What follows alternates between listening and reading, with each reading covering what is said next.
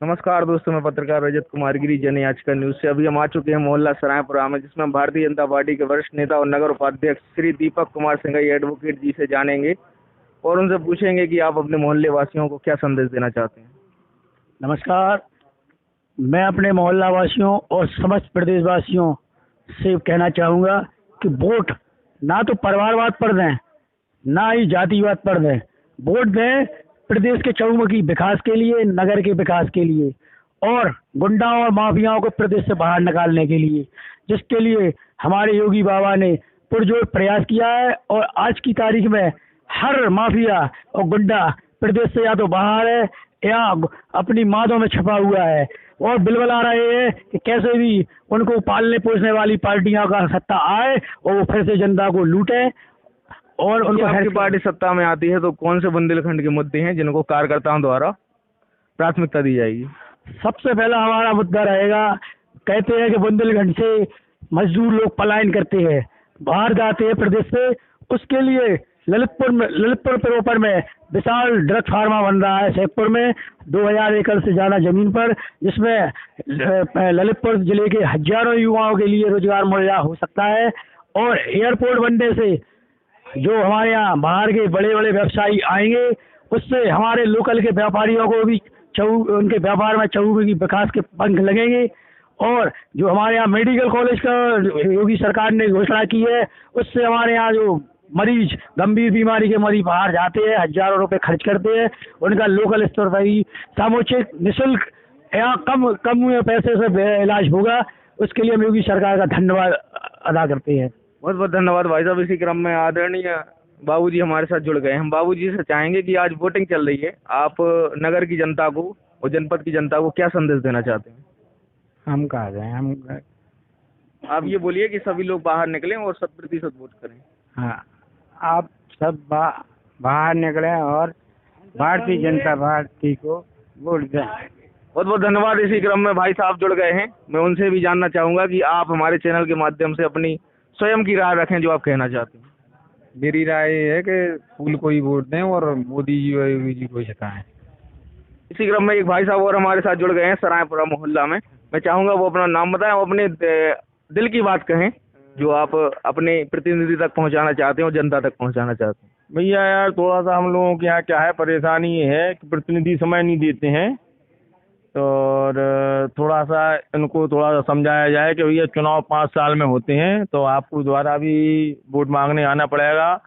इस बार कुछ प्रत्याशियों को समझ में भी आया कि हमने काम नहीं किया, हमारी पार्टी ने काम नहीं किया, तो एहसास भी हुआ लोगों को। कई लोग परेशान हैं, लेकिन फिर भी कुछ जनहित के मुद्दों के ऊपर उन्होंने वोट दिया हुआ है। बहुत बहुत धन्यवाद। और भी हमारे साथ एक बुजुर्ग सज्जन जी हैं, मैं उनसे चाहूँगा, उन्हें राजनीति का काफ़ी अनुभव होगा, लगभग 40 से 45 साल पहले की राजनीति देखी होगी और अभी की राजनीति देख रहे हैं। वो हमारे नेताओं को और आम जनता को क्या संदेश देना चाहते हैं? भाई अब इसमें तो ऐसा है कि मतलब कि किसी के लिए पार्टी की बात ही के पार्टियों के लिए तो कुछ नहीं, मतलब अब वोट जी जाए के लाने दे दो, लेकिन किसी को कोई वो नहीं है। नेता जो काम करे उसके लिए क्या नाम से थोड़ा सराहा जाता है। अब जो आज अभी जो 5 साल से अभी कोई आए नहीं है, विधायक कभी नहीं आए हैं, अब वोट मांगने आते हैं तो उनको उल्टी सीधी सुनना पड़ती है। आज आपने जिस प्रत्याशी को वोट दिया है, यदि वो सत्ता में आता है, विधानसभा पहुंचता है, तो आप उस विधायक से क्या चाहेंगे? वो ललितपुर का ऐसा कौन सा मुद्दा है जिसको प्राथमिकता दे? ललितपुर की मुद्दा क्या है, मुद्दा तो 50 है। मुख्य मुद्दा क्या है? मुख्य मुद्दा के लाजे अब जन जन में शांति रहे और सब काम सही ढंग से होते रहे, क्या नाम, तो वही में कोई परेशानी नहीं है। बहुत बहुत धन्यवाद बाबूजी का। इसी क्रम में एक भाई साहब और हैं, मैं चाहूँगा वो अपना नाम बताएं, अपनी आम राय जनता के सामने रखें। मेरा नाम नवीन सिंह है। मैं ये चाहता हूँ कि जो भी जनप्रतिनिधि ललितपुर में बने, तो कम से कम जनता की जो मूलभूत सुविधाएं हैं और जो समस्याएं हैं उन पर जरा गौर करें।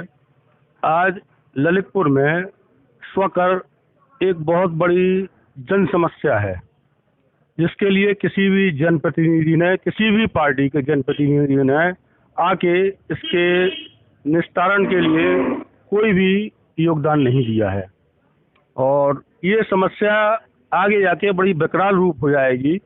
हम चाहते हैं कि कम से कम जो जन समस्याएं हैं जो सभी के लिए हैं, उसमें ना कोई जात पात है ना कोई वो है। हम ये चाहते हैं कि इन समस्याओं तो कम से कम जनप्रतिनिधि सुने। यहाँ की सड़कें हैं जो बिल्कुल खस्ता हाल है, पूरे देश में सड़कों का जाल बन गया है, लेकिन हमारे यहाँ की जो मेन रोड है, मेन सड़क है, मेन बाजार की, विगत 40 साल में केवल एक बार बनी है। तो क्या ये जनप्रतिनिधियों को या यहाँ के अधिकारियों को दिखाई नहीं देता है? वो भी तो इसी रोड से निकलते हैं। हम केवल जनप्रतिनिधियों पर आरोप लगा देते हैं, वो ठीक है, उनका काम भी यही है, लेकिन अधिकारी भी यहाँ निरंकुश हैं। बहुत बहुत धन्यवाद भाई साहब। इसी क्रम में एक भाई साहब और हैं, मैं उनसे भी कहूँगा आप भी अपनी राह रखें। मेरा नाम पंकज बिरधा है। अभी जो हमारे बड़े भाई नवीन भाई जी ने कहा है, ये रोडों का है, रोडों की समस्या है। ये पूरी नेहरू महाविद्यालय केलगवा रोड से लेके पूरा स्टेशन तक है। लोग इधर पहले नाली ऊंची बना देते, फिर रोड ऊंची करते, फिर नाली नीची होती है। कमीशनबाजी का खेल अधिकारियों में लगातार कई सालों से चलता आ रहा है। इस पे हमारे जो भी जनप्रतिनिधि आते हैं उन्होंने कभी ध्यान नहीं दिया। पब्लिक तो मिलना तो दूर, उनकी एप्लीकेशन भी लेके फाड़ दी जाती है। केलगवा रोड तिराहे पे 50 बार आंदोलन हो चुके हैं। रोड ऊंची कर दी, दुकानें नीची हो गई, लोगों की दुकानों में घुटनों 4-4 फुट पानी भर रहा है, लोग बर्बाद हो रहे हैं। व्यापार इस तरीके से हो गया है ललितपुर में, बारिश के समय तो व्यापार शून्य हो जाता है। बहुत बहुत धन्यवाद। जैसा कि रावरपुरा स्कूल के बाहर, सरायपुरा स्कूल के बाहर सभी प्रतिष्ठित लोगों ने अपनी अपनी समस्याओं को रखा और सरकार के प्रति संवेदना भी व्यक्त की तथा सरकार से नाराज भी दिखे। ललितपुर, जनपद ललितपुर में सड़क की समस्या केलगवा रोड पर एक प्रमुख समस्या है, जिसमें अधिकारियों द्वारा घूसखोरी की जाती है और बार बार बजट में लेखा जोखा में गड़बड़ी करके सड़क को बनाया जाता है, फिर सड़क को उखाड़ा जाता है। कृपया इस पर थोड़ा ध्यान दे सरकार। जो भी जनता द्वारा जो भी एक आम प्रत्याशी चुना जाता है, वह प्रत्याशी जनपद ललितपुर के उत्कृष्ट विकास के लिए अग्रणी रहे। नमस्कार दोस्तों, हमारे साथ आजाद चौक पे वरिष्ठ आदरणीय भाई साहब जुड़ चुके हैं। मैं चाहूंगा कि भाई अपना संदेश जो भी कहना चाहते हैं आम जनता तक पहुंचाएं। हेलो, योगी जी के राज में जो कुछ हो रहा है अच्छा और स्वास्थ्य हो रहा है। निष्पक्ष सरकार चाहिए है और यही मेरी सद्भावना और सदगति चाहिए। बहुत बहुत धन्यवाद भाई साहब। इसी क्रम में एक भाई साहब मेरे साथ जुड़ रहे हैं, मैं चाहूंगा वो अपना नाम बताएं और जो भी उनका मुद्दा है, जो भी वह अपने प्रतिनिधि से, नेता से या आम जनता से पहुंचाना चाहते हैं, उसको विस्तार पूर्वक रखें। हमारा नाम राजेंद्र शर्मा है और प्रतिनिधि के रूप में यहाँ से योगी आदित्यनाथ जी ही चुनाव लड़ रहे हैं। ये मान के चलिए कि भारतीय जनता पार्टी की सरकार बनने जा रही है।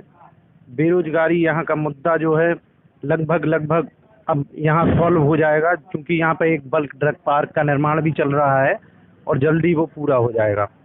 इसी के साथ आप देख सकते हैं सड़कें पूरी तरह से क्षतिग्रस्त थी, जो कि पूर्णतया हर जगह की सड़कों का काम या तो पूर्ण हो चुका है या लगभग अभी चल रहा है, या फिर लोकार्पण शिलान्यास हो गया है। और फिर से जो 5। नमस्कार दोस्तों, मैं पत्रकार रजत कुमार गिरी, जन आज का न्यूज़ से। अभी हम आ पहुंचे हैं माध्यमिक विद्यालय शताब्दी, रामनगर, नगर क्षेत्र ललितपुर, प्राथमिक विद्यालय बड़ापड़ा कन्या। यहाँ पर आप देख सकते हैं कि नगर के चाहे वह महिला हो या फिर पुरुष हो, बच्चा हो या बूढ़ा, सभी के द्वारा 100% उपस्थिति दर्ज कर वोटिंग की जा रही है और अपने अपने प्रत्याशियों के पक्ष में वोट डाले जा रहे हैं। फिर चाहे शासन हो, प्रशासन हो या फिर पुलिस हो, सभी लोग व्यवस्थात्मक तरीके से अपनी अपनी सेवाएं दे रहे हैं। वोटिंग के दौरान आम जनता को किसी भी प्रकार की कोई समस्या नहीं है, जो हम स्वयं जनता से जानने की कोशिश करेंगे। और इस बार कौन कौन से ऐसे मुद्दे हैं जिनको लेकर आम व्यक्ति वोट कर रहा है, बताइए आप। बेरोजगारी, महंगाई, इन सभी को डिस्कस कर रहे हैं और ये मतदान का महापर्व है। इसमें आप सभी लोग निकल के आइए और 100% मतदान करिए। और यहाँ पर पोलिंग बूथ पर सभी प्रकार की व्यवस्थाएं हैं, आप लोग अपने अपने घरों से निकल के आइए। आप कुछ कहना चाहेंगे?